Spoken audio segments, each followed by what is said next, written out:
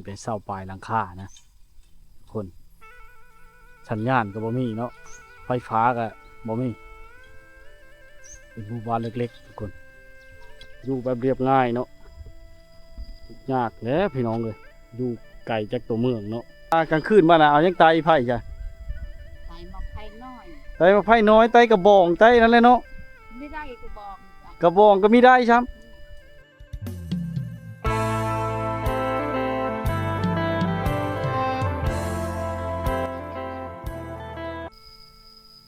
ครับสวัสดี FC ทุกคนนะยินดีต้อนรับเข้าสู่ที่ชีวิตคนในบ้านเจ็ดเก้าจะเคยพี่น้องวิดีโอนี้เฮากำลังจะเดินทางไปสู่หมู่บ้านลึกลับเนาะในชนบทนะชื่อว่าบ้านหัวฝ่ายพี่น้องไกลแต่ตัวเมืองนี่ก็70 กิโลเนาะ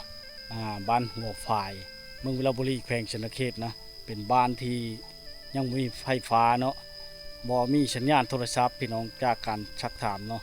ทางที่เข้ามาแวะในบ้านผาพิล่างนะเมืองวิระนี่แหละพี่น้องเดี๋ยวติดตามหาส้มกันไปหนทางจะเป็นหุบเขาเนาะหนทางจะกลายเป็นหุบเขาได้เข้าไปนี่5-6 กิโลเมตรนี่แหละพี่น้องโอ้มาแต่ให้ป่ะแบะไม้เมื่อชานย่างมานี่ชานย่างเนาะเรามาแต่ให้ทุกคนพี่น้องกำลังเดินทางมาเนาะโอ้ย่างอะไรกิโลพอได้พี่น้องเลยแบะไม้เนาะมือแล้วพี่น้องบนทางนี้จะเป็นทางธรรมดานะทุกคนสองภาคข้างจะอ้อมหอบด้วยป่าไม้เนาะแล้วก็เป็นโซนมั่นให้เขาเจ้าต่อมาก็จะเป็นสองภาคข้างจะเป็นภูเขาเนาะภูผาภูเขาทุกคนเดินทางกันเนาะถ้าเริ่มเข้าช่วงนั้นดูพลแบบนี้ทางก็เริ่มยากแล้วพี่น้องเพราะว่าฝนตกมันเซาะมันเจินเนาะถ้าฝนตกหนักๆนี่โอ้ยเข้าบ่ได้เลยทุกคนมันเป็นทางธรรมดานะเช่นทางเช่นนี้นี่ไปพุ่นแหละเข้าสู่เมืองบุรพาแขวงขโมนพุ่นได้เนาะ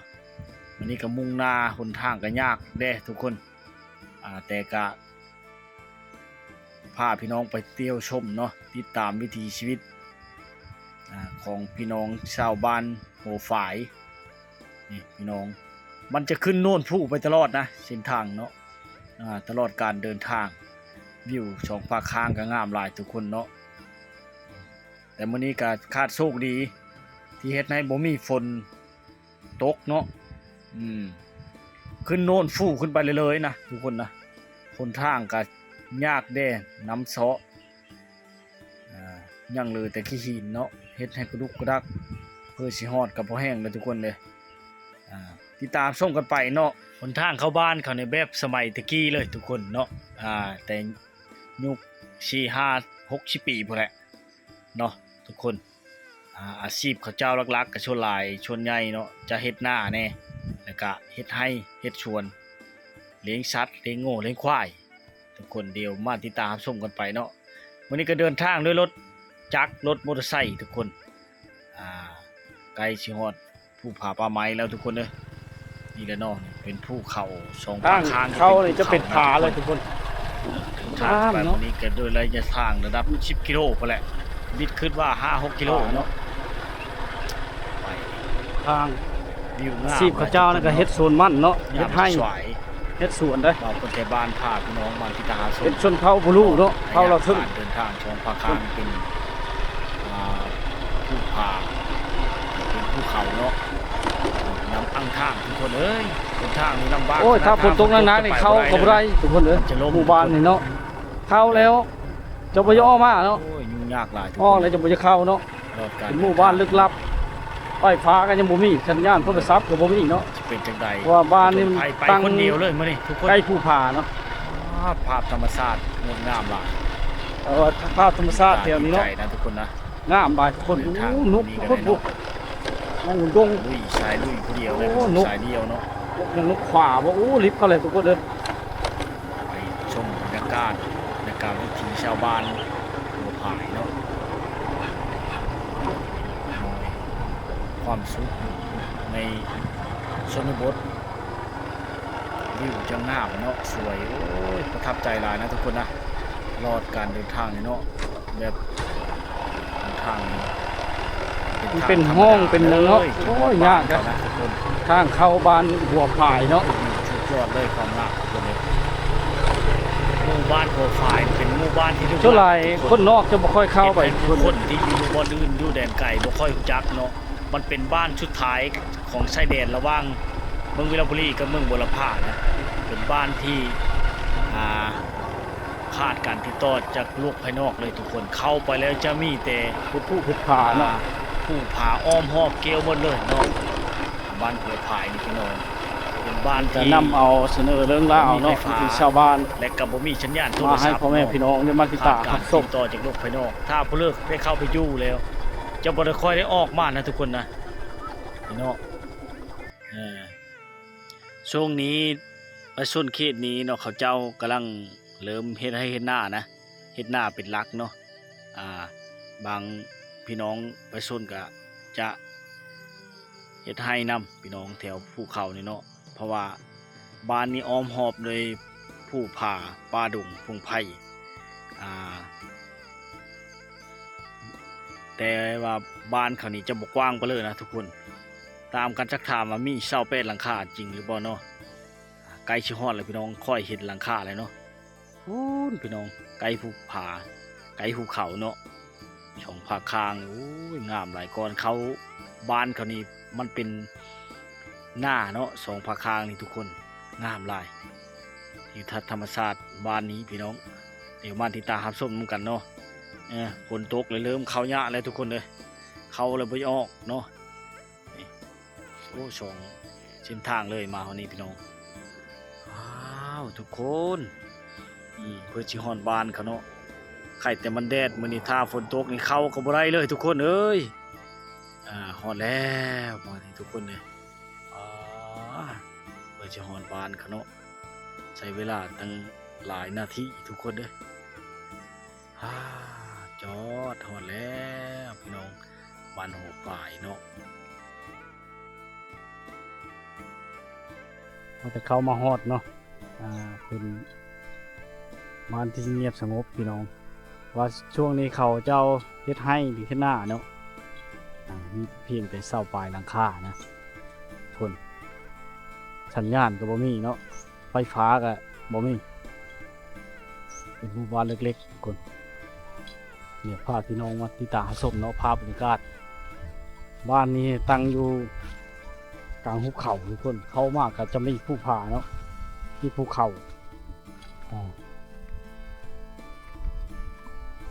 และแคมป์บ้านเขาก็จะมีเนาะทางคุณก็มีภูเขาทุกคนงัวควายเขาเจ้านี่เลี้ยงในบ้านเลยอยู่จะแซวอยู่ชื่อมะกะโลงเนาะทุกคนเนาะจะแซวอยู่ทุกคนเนาะอันนี้เป็นห้องเห็นเขาเจ้าเนาะนี่เป็นห้องเห็นนะทุกคนห้องเห็นเนาะชิเมนห้องป.1 ป.2แล้วช่วงนี้เขาพักห้องเห็นแล้วคนนี้เขาพักห้องเห็นแล้วเนาะไฟฟ้ากับบ่มีกลางคืนมากเลยใช้ตะเกียงกระบองเลยทุกคนห้องเห็นเขาเจ้านี่เนาะฮอดเดินเก่าเพื่อจะเข้านี่น้องเลยนี่เป็นห้องเห็นเนาะห้องเห็นชั้นประถมนะอนุบาลอย่างต่างๆ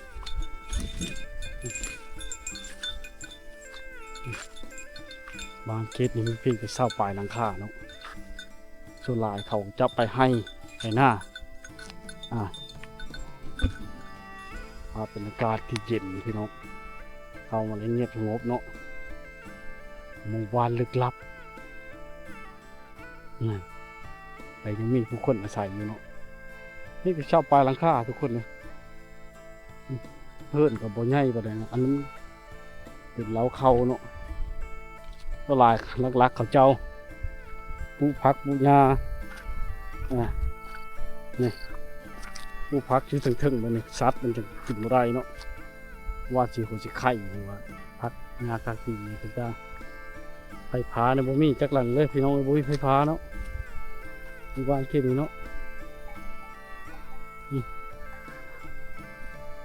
หาอยู่หากินแบบธรรมชาตินะผู้คนชลายเข้าไปหน้าเนาะไปหน้าทุกคน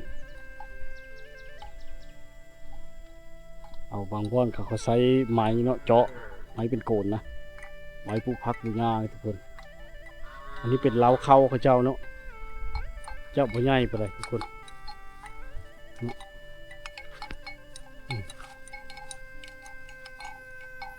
ชาวเป็ดหลังคาพี่น้อง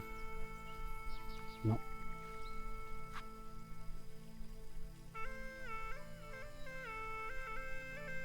อันอยู่แคมป์แคมป์ป่าเลยนะทุกคนหอบเลยเนาะทางนี้ก็เป็นผาเลยทางนี้ก็เป็นผาเนาะเก็บเป็นกระผาดูพี่กระผาเนี่ยผาอ้อมหอบเมื่ออ้อมมาเลยทางเข้ามาในกระผาทุกคนทางพี่กันถืออ้อมมาเลยเนาะแต่วันนี้ก็โชคดีอยู่ฝนบ่ตกทุกคนเข้ามากันเลยถ้าฝนตกเนี่ยออกกับไรทางเข้ามาเนี่ยเนาะให้ยุ่งยากในการสัญจรเนาะ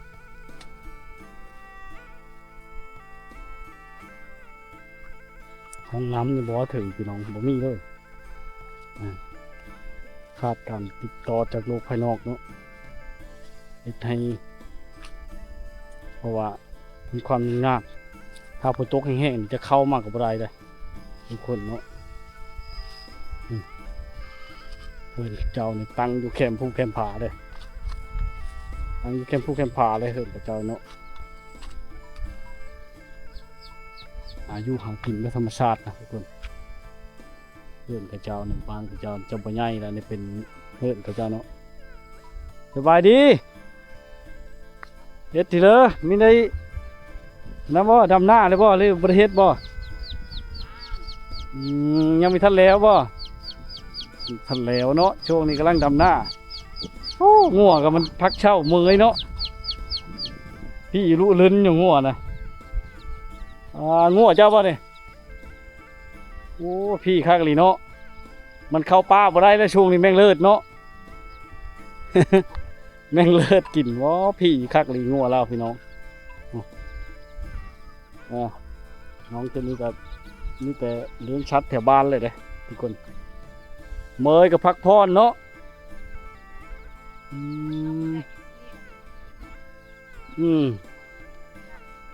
เอาลานเนาะ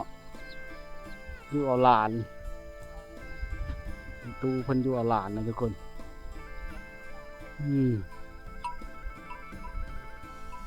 อยู่แบบเรียบง่ายเนี่ย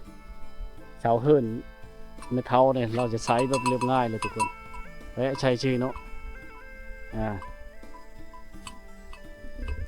น้องบ้านนั้นห้วยฝ่ายเนาะหลังเฮิรนเขาเจ้าบ่ใหญ่ไปได้ทุกคนเนาะคุณเลย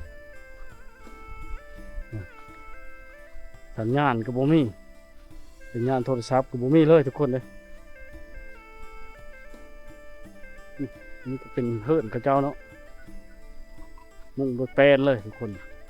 น้อยเนาะคือว้าวเลยอยู่แบบเรียบง่ายเนาะยากแล้วพี่น้องเลยอยู่ไกลจากตัวเมืองเนาะคือเห็นนี่แหละเฮิรนหลังนี้ให้น้อยก็มู่เนาะหูเจ้าของแล้วอยู่หรือเปล่ามุ่งโดยแปลนเลยงามทุกคน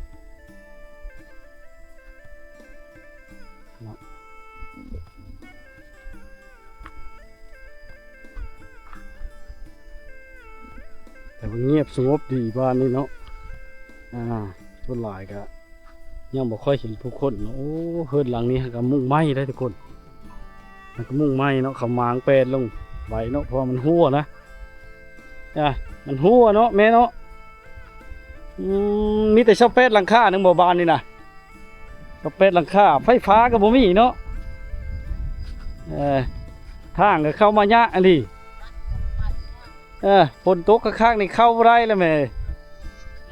ฝนตกข้างๆนี่เข้ามาบ่ได้เลยว่ะ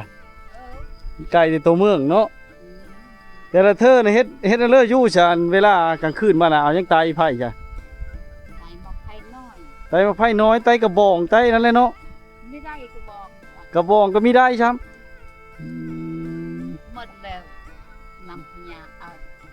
ลำพญางหมด อืมมันบ่มีบ่อนเอาน้ำมันย่างคือตะกี้เลยเนาะ อาศัยน้ำมันซื้อเอสตะเกียงแล้วเนาะ โอ้บ่มีพี่น้องยุ่งยากหลายได้พังละเวานี่ก็เนาะ ยาก เออ ตอนแรงตอนค่ำนี่เขาเจ้าตำข้าวบ่หรือตำแต่มื้อเช้าบ่ ตามผู้ไปจี้กับไปจี้ แก้ไปชีอยู่พุ่นละบ้านพาพี่ล่างพุ่นแล้วเนาะ แม่นี่แหละล้านไปจี้7 เป้า8 เป้า เฮิงๆไปชีเท่านึง เออย ามหน้านี่เฮ็ดแบบนั้นเอาเนาะ เออไม่ได้ตามนั่นตำแต่ยามฉุกเฉินที่ชื่อบ่นี่นะบ่แม่ ตามกับบัทัน ตำอยู่ตำบ่ทันเนาะ เออบัทันโอ้บ่ทันเด้พี่น้องนี่ อันนี้เป็นดอนพวกสีขาวเขาเจ้านั่นนี่ทุกคนตำข้าวเนาะนี่เนาะตำข้าวซากนี่เนาะซากตำข้าวนี่คกนี่คุโยมสมัยตะกี้พุ่นนะทุกคนนะตัดขาดจากโลกภายนอกเขามานี่จะมีสัญญาณบ่มีไฟฟ้าพี่น้อง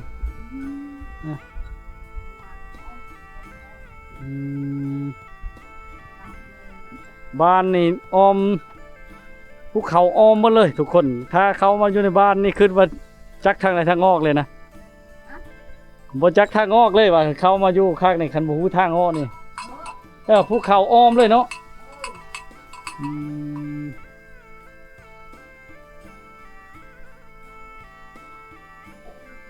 การเลี้ยงงัวเลี้ยงควายก็สะดวกสบายเนาะทุกคนเขาเลี้ยงในเดินบานเลยนะหญ้าดกๆในฤดูฝนนี่เนาะบัดอันนั้นได้ใช่แม่บ่ทอนหญ้ามันฤดูแล้งเลยปล่อยขึ้นผู้พุ่นบ่งัวนี่ปล่อยขึ้นผู้เนาะพังละเว้าก็ยุ่งยากหลายนะทุกคนเนาะห้องน้ำก็ยังบ่มีคือเห็นนั่นแหละเสาพื้นเสาพื้นแล้วเฮ็ดไปหาบ่แต่พุ่นบ่น้ำน่ะ อ้าวน้ำพุ่นเลย น้ำอยู่ผู้พุ่น มาต้นแต่ผู้ มันโตนแต่ผู้เพิ่นบ่ได้เฮ็ดน้ำลิ้นให้บ่ แพ้ ไปหาบ่น้ำลิ้นอยู่ผู้พุ่นตอนค่ำเพิ่นว่าเข้าไปนะ ไม่ได้ข้ามเนาะไปทางนี้ไปนั้นบัดจุก ในทางเข้ามาแล้วเว้เบิ่งซ้ายนะบ่ไปหั่นบ่ นี่ไปทางเฮินทางนี้ หมดบ้านไปกินน้ำอยู่หั่นเนาะไปหาบ่น้ำอยู่หั่นเนาะ เออขี้ อย่ามัน ขี้โง่ไม่ เด้มันเคยกินได้กินเกลือไปจักงัวนี่ ไล่กามันไม่ออกเลย ย่ามันแหละ แต่ตด พี่งามเลยเนาะโง่ป๊อดเด้อ แม่มันแห้ง เออ แห้งใหญ่ เป็นธนาคารของชาวชนบทนะพี่น้องเอ้ยไปได้โง่หลายก็ช่ำว่าเป็นธนาคารเนาะราคาแพงอยู่บ่ ไล่เอ้ย ได้ช่ำนี้น่ะบ่ของลูกของหลานเนี่ยปั่นกันพุทธโตช่องโตด้วยเนาะ ปั่นลูกหลานเด้ เออ หลังนั่นเด้หลังนี่หลังนี่ ปั่นเดียว เฮิรนลูกเพ้อบ่เฮิรนตัวน้อยๆนะเฮิรนไปเฮิรนลูกชายนั่นน่ะ ลูกเพอหลาน หลานเฮิรนหลาน เป๊ะนี่เฮินพอมันพุ่มมาทุบพอมันก็ เติมมันเยอะเกิดพี่น้องน่ะ มันเคยกินเนื้อ เคยกินเกิดเนาะเห็นบ่มักกะแรงนี่เขาใช้นี่เวลามันไปหันไปนี่พอได้ยินนะทุกคนนะบัดแล้วหน้านี่ก็เอาขึ้นไปเลี้ยงได้เนาะอยู่ผู้คุณบ่ เล่งในบ้านนี่แหละ เลี้ยงในบ้านนี่เนาะ จะได้ โอ้ ค่ะ ตัวนี้แห้งงามนี่ มันเยอะ เยอะเกิด ก็เคยกินเนื้อ มันบ่มีบ่อนพากเงินกับเลี้ยงโง่เลี้ยงควายแล้วไว้นี่ บ่มี พอได้ที่พึ่งเนาะบัดกระมังมาผัด บ่มีเงินบ่มีคำลูกเอ้ย ยากเนาะ มาทบ ทุกลายก็มีคนเข้ามาอยู่บ่เว็บเฮานี่นะมานี่บ่ชูมีบ่ คนมา มาให้ทำเว็บเฮานี่นะนำเอาวิธีชาวบ้านเอาไปลงชูมาอยู่บ่นี่มีคนมาอยู่บ่ บ่มี บ่ชูมีเนาะโอ้ยเพื่อจะเข้ามาถึงก็ยากคุณทางก็ถ้าฝนตกนี่เข้ามาบ่ได้เลยแม่ยุ่งยากหลายเฮาก็พูดเดินทางมาแต่น้ำเกลือมันก็จะพรบ่ได้นี่ ทางเล็กชิปยากหลายทางโอ้ยามพ้นนี่มจักปีใดจึงสิได้ไปพาเนาะคือจะได้บ่ จะได้เอ้ยลูกเอ้ย บัดนั้นได้ซะบัดจะโทรหาพี่น้องหยังได้ซะบ่ได้แล้วเนาะบ่มีสัญญาณอินเทอร์เน็ตเนาะบ่มีจักลักเลยของเฮาก็บ่มีแล้วนี่มัน สัญญาณก็ขึ้นผู้ ขึ้นผู้ผู้ อืม บัดใดบัดบ่แล้วขึ้นกันเนาะ ได้เนี่ย เอ เขาขึ้ อน ผู้ตอนแรงเขาไปเช้า ผู้สาวโอ้ผู้สาวหลายบ่บานนี่ เด้อหลาน อันเดี๋ยวนี้เข้าไปใช่มั้ยล่ะไปดำหน้า ไป บ่ ดำหน้า เข้าไปดำหน้าพี่น้องทุกคนเนาะมีบ่คนใดช่องชามเมียก็อยู่บ้านนี่มีบ่ บ่มี บ่มีเนาะ บ่มีได้ ยันว่ามี มีแต่เพรียวหมด ผู้เดียวหมดเนาะ อได้ เอาไปเอ็ดได้ โอ้ยมาเห็นแม่เฒ่านี่ก็เล่าสู่พังนะพังวิถีชาวบ้านพี่น้องเอามาพากพี่พากน้องเนาะ อืม โง่ละนี่บ่แม่นเจ้าเดียวพี่น้องของลูกของหลานทั้งหมดนี่ เออ เออ อันเดียว ปั่นเดียวเนาะแล้วก็เจ้าและเหลงบัดนี้เนาะเข้าไปดำให้ดำหน้าเนาะ เออ เฮ็ดให้นำบ่ นาได้ ให้ไม่ได้เฮ็ดจ้ะน่ะ ลุงก็ชาวนาได้ปลูกกินแล้วหนูเอ้ย พอได้เข้าเลยเนาะ เออพอได้กิน พอได้แก่เนาะ เออพอเก็บ ใช้ลูก น ใช้หลานโอ้เจ้าเลยเอาหลานอยู่เฮิรน เออ เอาหลานอยู่เฮิรนอยู่ ไปแล้วขึ้นกินข้าวลูก มีเป็นนะเลยพี่นะแม่เอ้ย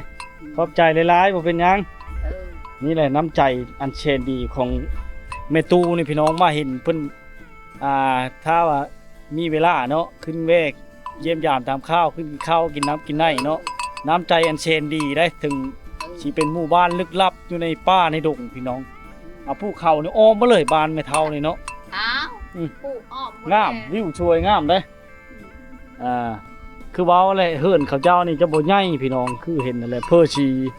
หาไม้ลงมาแต่ผู้พุ่นเนาะ เออ เนี่ยนี่แม่นง่ายได้นี่ได้ ไม่ขย่างได้ เออ อันนี้แหละเขาอยากเชื่อเป็นลูนี่บักพายบ่มีเตาไปปลูก มันเป็นชาวไม่ดูบ่น่ะนะ เออ อืม หาเช่าไม่ดูอะ ไม่ดูหาเช้า แต่เก่า โยกคันเขาเฮ็ดเฮือไม้ชื่อขายแล้วแหละคันเขาเฮ็ดไม้กว่าเก่านี่ชื่อเนาะ เฮ้ย10 ล้าน โอ้ยเคย10ล้านมันก็รูปแล้วเปล่า ชาว ไป ล้านนึง เอาไปเฮ็ดไม้นี่บ่ได้เด้อเงิน10ล้านน่ะเฮ็ดเฮือนไม้นี่บ่ได้เด้อ ไม่ได้แหละ บ่ได้เลยโอ้หังเตนพี่น้องนี่มีหังเตนอยู่ในตารางเฮือนแล้วเนาะมีทุกคน เต้นจะได้ เตนก็จนเฮ็ดหังเชื่อนะเนาะอันนี้เป็นเครือไวดินทุกคนเอาไว้มัดโหนี่เล่า เออ เก็บไว้เนาะนี่เครือไวดินเลยทุกคนเด้เครือไวดินเนาะโอ้นี่เนาะเนี่ยกระดงไว้พัดเข้านะนี่ทุกคนนะรถก็เป็นรถห้างๆชุดลานมีแต่รถบุก รถล้านเนอะ เออ ล้านเนอะ เป็นรถห้างเพราะว่าบุกเลยทุกคนเนาะรถไทยก็ยังห้างเลยนะเพราะว่ามันมีแต่ขี้ตมนะเนี่ยขึ้นผู้เนี่ยเนาะเย็นอะไรได้เฮิรนไม่เท่าเนี่ยบ้านคู่นี่ชะมัยแต่ดนพวกเนี่ยแม่ อืม จน ได้โดเอะ จนบ่มีงงเลยเนาะ อุก็บ่ได้อุก็บ่มีลูกเอ้ย บ่มีใช่แหละคู่กะ อืม เป็นคู่ห้างแล้วนี่ก็มันหลายฟ้าหลายปีแต่เส้น เจ้ายังน้อยพยักแม่นี่นะแต่พุ่นแล้วเนาะ เต้ยังน้อย คู่แต่ยังน้อยโยมนี่ชะมัยจงข้ามพุ่นแล้วนี่ เออ อันบังจองเด้นี่ลูก เออ ระเบิดตะกี้เด้นี่ เออ ระเบิด อืม สงครามก็เขาผู้บินยิงก็เฮาเห็นแหละลูกเอ้ย ท่านได้เห็นอยู่จ้ะเนาะ เปล่าทันเห็นไหมเต้นอยู่ในป่าในดงคุดคุ้ม คุดคุมอยู่เนาะ อืม เฮาทันได้ลูกเอ้ย ท่านเนาะ อืม อืม ได้เอ้ย60 70อันนี้แม่น อืม เติบได้ โอ้ผู้ชาวลายก็เข้าไปดำให้ดำหน้าช่วงนี้เนาะดำหน้าเนาะ ดูตอนนี้ก็ลานคนนึงอะเจ้าแม่มันไม่ห่าง อืม เขาไปดำนาหมด คำเพิ่นแรกก็จังสิมาเนาะ เออ ห เฮาพยายามมันข้ามทางกันที่เข้ามาข้ามผ่าน เออ เพื่อสิกลับมื้อพูน6-70 กิโลเออ เอาแม่แหละ เข้ามาก็ ปีกายนี่ก็บ่ได้เอ็ดเวียกแม่ เอาร้านเนาะ อืม แล้วย้อนเข้าแล้วใกล้บ่น่าแม่อยู่พุ่นบ่ทางเข้ามาพุ่นบ่ แต่เตอพุ่นเนาะ อยู่เตอพุ่นแคมผาพุ่นเนาะ เข็มพาพุ่นน่ะเข็มพานี้เขาบ่ได้เอ็ดให้เลยลูกเอ้ยเขาเอ็ดปลูก ไข่แล้วได้หน้าแล้วไข่ก็ให้ได้ ใช่ เฮาบ่ แต่ ได้ เก่า ชู เลยอึดเข้าลูกเอ้ย ทางตลอดเนาะ ทาง 3 ปีทาง3 ปีทางบ่ไหวเด้ ขึ้นภูนี่แหละทาง อืม หญ้าปุ๊บ อืม เฮ็ดหญ้าอีเด้หน้าก็เฮาดำแล้วกันแล้ว แล้วเนาะ หญ้าเกลียวกับเกลียวปั้น อืม ไม่ได้ทกเดี๋ยวนี้ปั้น แม่น กับขึ้นเหล้ากันแล้ว อืม นะ อันคือตะกี้นี่บ่จักต่ำเด้เนาะหาบลงมาแน่ ต่ำ โอ้ยยะ อืม เดี๋ยวนี้ก็ยังยากอยู่เพราะว่ามันบ่มีไฟฟ้านี่ เออ สัญญาณโทรศัพท์ก็บ่มี เออ วันนี้สิไปในหม้อในเมืองก็ดนๆแล้วสิได้ไปทีนึงนี่ไกลเด้ เออแม่นน่ะ 70 กิโลแหละแต่ อืม แต่เมืองวิระมานี่น่ะไกลจังเลยคือว่าสุดในบ้านนี่บ่อนเมืองวิระนี่ต่อไปนี่ยังมีอยู่บ่ ก็มีเด้อ บ่มีเป็นแขวงขมวนเลยเนาะเป็นเมืองบุรพาเลย อืม ทางนี้ ถือว่าสุดเลยพี่น้องเอ้ยฟังไม่เท่านี่เว้าเนาะ เออบ้านน้องกระปาดนั่นเข็นขึ้น แขวงขมวนเนาะบ้านหนองกระปาดไกลบ่ไปนี่ ไก่เติบ ไกลเติบกว่าบ่แต่นี่ออกไปหาบ้านพาไปล่างนี่ หัวได้ โอ้ไกลเลยพี่น้องเนาะ อืม บ้านหนองกระ บ้า ปาน ด พาดบ้านเตอกับเข็นสวรรค์ โดยแม่นแขวงชวันนะเขต อืมบ้านเข็น บ้านหน้าหมูพุ่นจะเป็นแขวงขมวนเมืองไช เออ บัวทอง นำละหูเนาะ แม่น นำทุย จะได้น้ำหั่นแห้งเจ้าเนาะ อืม หาบเมื่อยแล้วเนาะ โอ้ย มันไก่อยู่แต่พาพุ่นเนาะ ทาง นี่ น้ำทางอันนั้นไฟฟ้าโอ้ยลูกไปพบ จักถึงบ่เลยสิได้เนาะ เจ้าแล้ว ไฟฟ้าแน่เพิ่นก็เข้ามาพัวพันอยู่บ่มีเลย มันไก่แต่ตัวเมืองเนาะ ไก่ปฏิค่ะดอก จักกันแลนย่ามันไก่ อืม กับบ้านน่ะชาวเป็ดหลังคาหนึง เออปฏิค่ะดอก มันเพ่แล้วบ่รถไถนาน่ะ เทเลยได้ จนไปบ่ได้แหละบัดไถนาได้ใช้รถพี่น้องบ่ รถเองอ่ะเขาเรียกงัวนี่ได้ มาใช้เลี้ยงโง่นี่ชื่อรถไถเนาะ อ้าว จนจะหมดแล้วยังเท่านี้โง่น่ะ ยังเอา ยังเก้าโตเก้าโตกะแบ่งให้ลูกให้หลานก็ยังบ่หลายนํโตช่องโตเนาะของตัวเองอะเนาะแม่ อืมเจ้าเฮาเละรถไทยนั่นก็เจ็ดโต เลขรถไถ7โตถือว่าทึกบางใหญ่ใหญ่เลย ใหญ่เอ้ยกูว่านี่ได้หรือว่า กลัวได้ดีอะ กว่าเฮาตัวนี้เนาะตัวนี้ก็ใหญ่พอแห้ง ให เล ญ่ ยนี่ สมนี่เลย พี่มาหาพี่ ตุกเอาเลยบ่ได้เอาเงินเอาคำเลย เอาเงินก็หมด ถือว่าโน่งัวใหญ่อีหลี เอาเงินก็หมดหมด แม่น คะแนนตุกเอารถระยะ โอ้ ลูกห ควา ลาม นก็ ลำบาก จะได้ ของ ขึ้นเห็นเงิน ความลำบากของอีเม่ในชนบทเนาะมาพังเรื่องเล่าวมื้อนี้เล่าวก็จะได้อยู่ไผพานะพี่น้องเอ้ยแต่มันบ่ได้เนาะ อย่าเบิ่งหนังเฮ็ดได้สิอย่าเบิ่งโทรทัศน์อยู่พี่ บ่ได้เอ้ยลูกเอ้ย ฮะ บ่ได้เด้อ บ่ได้เบิ่งบ่ในบ้านนี่ บ่มี บ่มีเลย อืม มีดำเฮิรนบ่อยู่ทางพุ่นเลยบ่มีบ่ทางลุ่ม บ่มีเพ้อก็บ่มีไผก็บ่มี อืม ถ้า บ่มี เป็น เล ล่าย ง เนาะ ในเชาได้เอ้ย ได้ล่ะพา ก็ กัน ได้ไผนะได้ไผ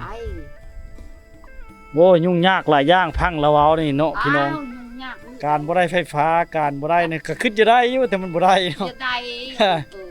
อยู่ได้อยู่พี่น้อง ไก่เนาะคือเห็นแต่ละบ้านแต่ละเฮิรนก็ได้ จะได้เอ้ย เพื่อสิได้เนาะแม่เนาะ นึกน้ำนี่ไฟฟ้านี่จะได้แห้งเลยสองน้ำนะประมาณ คันเขามาทางน้ำก็คือเก่าแล้วบ่มีไฟฟ้าดูดขึ้นเนาะเนาะยาก แม่ อีกคือเก่า น่ะบ่มีไฟฟ้ากับยาเลยตักเอาหา จำเป็นแล้วเนาะห้ามมาแต่แคมผู้พุ่นเนาะแคมผาพุ่น ปักไก่พี่น้องเอ้ย ไก่เอ้ย คันบ่มีลูกมีหลานเนี่ยจักเช็ดนั่นเลยเนาะแม่เนาะเท่าเลยเนาะ จักเลย เออ เอาตายก่อนเลย ยากเนาะขอบใจหลายๆแม่เท่าเอ้ย บ่กินข้าวบ่ลูก บ่มีเป็นหยังเฮาสิไปเลาะไปเลยเด้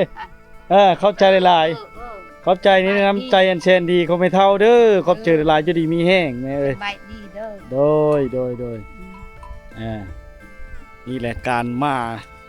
ของชนบทนี่ถ้ามีเวลาเนี่ยต้องได้กินน้ำกินไนกินข้าวกินปลาก่อนพี่น้องถึงความฮักความแพงเนาะบ่มีหยังก็จำเจวเนาะน้ำไนเป็นน้ำใจอันแสนดีของพี่น้องชนบทเนาะหมู่บ้านลึกลับจนหลายบ่ค่อยมีผู้คนเข้ามานะเราบ่ค่อยมีเนาะนี่เป็นผู้เขาเจ้านี่น้อยเคมะทุกคนผู้เขาเจ้านี่ บักงามทุกคนอันนี้เป็นบอนนั่นห้องชีตำเข้าเขาเจ้านั่นนี่ตำเข้านี่ทุกคนตำประจำเลยเนาะ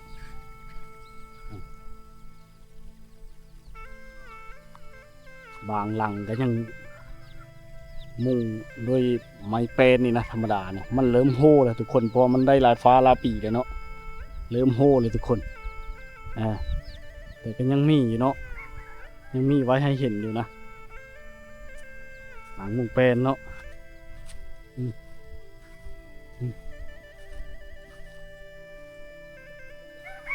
ผู้เขาอ้อมหอบเลยเมื่อวานนี่เราเขาเจ้านี่เขาจะมุ่งเอาไม้พุ่งไม้พางมันมามุ่งกดเนาะนี่กดมุ่งด้วยไม้พุ่งไม้พางเลยได้น้องเลยหญ้าเขาดกขนาดคนโอ้มีควายเพือกนี่ทุกคนเลยเนาะรถไถนาก็เฮิรนได้เฮิรนบ่ถ้าผู้ใดบ่ได้ก็จะเป็นได้หาเฮิรนพี่เฮิรนน้องอะไรมานั่นนะทุกคนนะเนาะบ้านนี่ก็ไปโดนไปดึกดำบรรพ์เลยสังเกตเบื้องต้นพร้าวหลายต้นเลยมันสุดตายกับตายข้าพี่น้องเลยเนาะ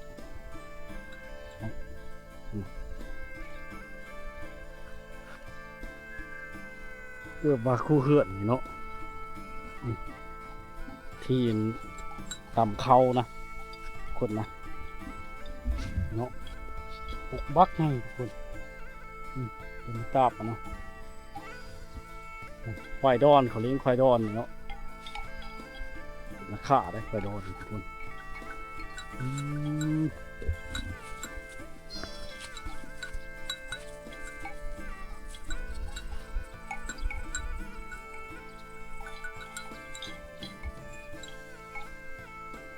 โอ้หลังนี้ก็ชุกโชมแห้งเลยทุกคนเนาะจนเง่งเนาะ